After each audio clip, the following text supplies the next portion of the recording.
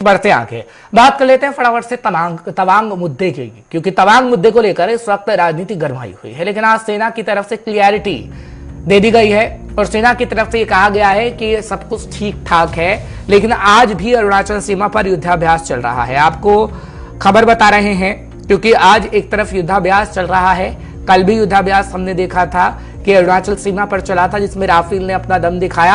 आज भी वही तस्वीर देखने को मिली, लेकिन आज सेना की तरफ से बयान भी सामने आया जब हमने देखा कि उनकी तरफ से मैसेज देने की कोशिश की गई कि अब सब ठीक है। यानी अरुणाचल सीमा पर जो चीन और भारतीय सैनिकों की झड़प हुई थी उसमें कई सवाल खड़े कर रहा था विपक्ष, लेकिन सेना की तरफ से आज पहला बयान आया। हालांकि सरकार की तरफ से सदन के अंदर बयान दिया गया था रक्षा मंत्री राजनाथ सिंह की तरफ से, लेकिन आज उनकी तरफ से बयान आया। क्या कुछ कहा गया, सबसे पहले लेफ्टिनेंट जनरल हम कलिता को सुन लेते हैं, क्या कुछ उनकी तरफ से कहा गया है पूर्वोत्तर के हालात को लेकर, एलएसी को लेकर, और उसके बाद आपको युद्धाभ्यास की भी जानकारी देंगे क्योंकि डिफेंस एक्सपर्ट मेरे साथ मेहमान के तौर पर जुड़ेंगे और इसी पर हम चर्चा करेंगे।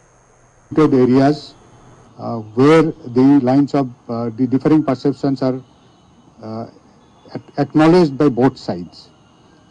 So in one of those areas where there is a differing perception of the LAC, the PLA patrol had transgressed and which was contested very firmly and resolutely by our forces on ground, which led to some amount of physical violence.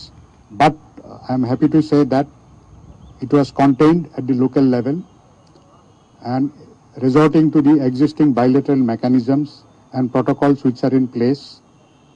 Though some minor injuries were there to people, soldiers of both sides, I would also like to request you not to listen to any rumors. There have been no major injuries. It's only minor injuries to soldiers from both sides. But the local commanders were able to resolve the issue by carrying out negotiations and resorting to the existing protocols. And that was followed by a flag meeting at the delegation level at Bumla, wherein the issue has been resolved further. Presently, I would like to assure everybody that the border areas along the northern frontier is stable and we are firmly in control. Major general SK Singh इस वक्त मेरे साथ जुड़े हुए हैं। आपका बहुत बहुत स्वागत कर रहा हूं। कल भी आप हमारे साथ थे, आज भी आपने समय निकाला है। फिलहाल मेरा सवाल ये रहेगा, क्योंकि आज सेना की तरफ से क्लियर कर दिया गया है, हम देख रहे थे कि किस तरीके से पॉलिटिकल सिनेरियो भी बन रहा था जब विपक्ष की तरफ से सरकार पर सवाल दागे जा रहे थे, लेकिन विपक्ष संतुष्ट नहीं हुआ रक्षा मंत्री के बयान से भी। लेकिन अब क्या आपको लगता है कि अब सेना भी ये कह रही है कि हालात नियंत्रण में है, एक तरफ युद्धाभ्यास चल रहा है, यानी हम देखें रणनीति बनाई जा चुकी है लेकिन वो रणनीति साझा नहीं की जा सकती है जो कि अंदरूनी बनती है किसी भी दुश्मन देश के लिए। बिल्कुल सही कह रहे हैं हर्ष जी। देखिए, जो रणनीति होती है वो सीक्रेट रहती है और वो खासतौर पर आर्मी लेवल या एयरफोर्स लेवल, इन्हीं लोगों के लेवल पर ही रहती है। और जो लेकिन बहुत अच्छी बात ये रहती है, देखिए जो भी भारत और चाइना के बीच में जो प्रोटोकॉल एग्रीमेंट है कि वहां पर मौजूद जो भी कमांडर हैं तुरंत फ्लैग मीटिंग करके उस मसले को जो है सुलझाया जाए।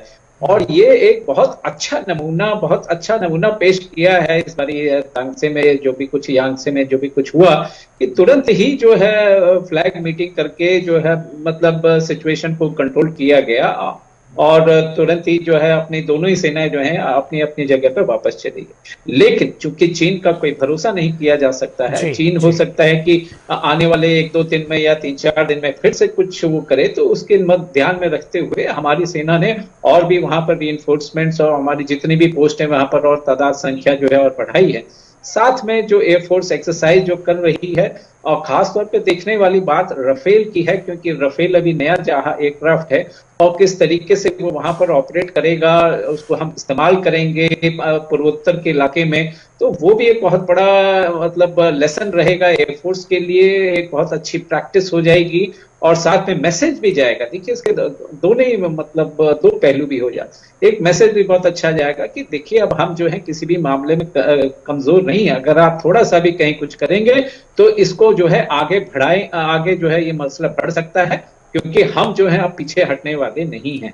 तो इसको बातचीत ठीक है, के लेकिन जरिए ही अगर सुलझा आप लिया जाए, मैसेज ज्यादा देने अच्छा की बात कर रहे हैं, क्योंकि हम देख रहे हैं कि इस वक्त भारत किस तरीके से मैसेज दे रहा है और किस मौके पर दे रहा है।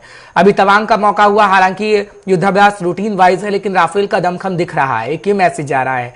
एक हम यूएनएससी के अंदर देख रहे हैं कि पाकिस्तान और चीन को क्लियर मैसेज विदेश मंत्री दे रहे हैं। विदेश मंत्री की तरफ से कहा गया है कि भैया आतंक वाला देश कौन है वो सब जानते हैं, लेकिन जब हम पावर का इस्तेमाल करते हैं तो रोक लगा दी जाती है। एक ऐसे देश की तरफ से जो ऐसा नहीं होना चाहिए था, सीधा सीधा चीन पर कटाक्ष किया गया। यानी मैसेज हम क्लियर कट दे रहे हैं कि अब भारत उस स्थिति में है कि वो अच्छे से जवाब देना जानता है। हालांकि पहले भी जानता था जवाब देना और हमने करके भी दिखाया है, लेकिन अब सिचुएशन और भी बदल गई है। हाँ, क्योंकि भारत का देखिए जो विश्व में जिस पटल पर हम लोग हैं आज, हमारी इमेज इतनी अच्छी है वहां पे कि यूनाइटेड नेशंस में और जो बड़े बड़े देश हैं, खासतौर पर अमेरिका ने भी देखिए इस बार हम लोगों को सपोर्ट किया है। उन्होंने बोला है कि भाई ये इस तरीके से हालात जो है बिगड़ने नहीं चाहिए, बातचीत के जरिए इसको जो है समाप्त किया जाए। और टेररिज्म को लेकर जो बात गई है, अग्नि मिसाइल देखिए हमने उसका भी परीक्षण किया है, वो भी एक मैसेज जाता है जो कि तकरीबन पूरा चाइना जो है कवर कर सकती है। तो ये चारों तरफ से जो मैसेजेस हैं, चाहे वो फोर्स वाले हों चाहे डिप्लोमेटिक लेवल पर हों, तो हर तरफ से जो है हमने चाइना को घेरने के लिए, एक मैसेज देने के लिए, चाइना और पाकिस्तान दोनों को ही देने के लिए किया है, चाहे वो टेररिज्म को लेकर हो, चाहे वो अपना बॉर्डर डिस्प्यूट को लेकर।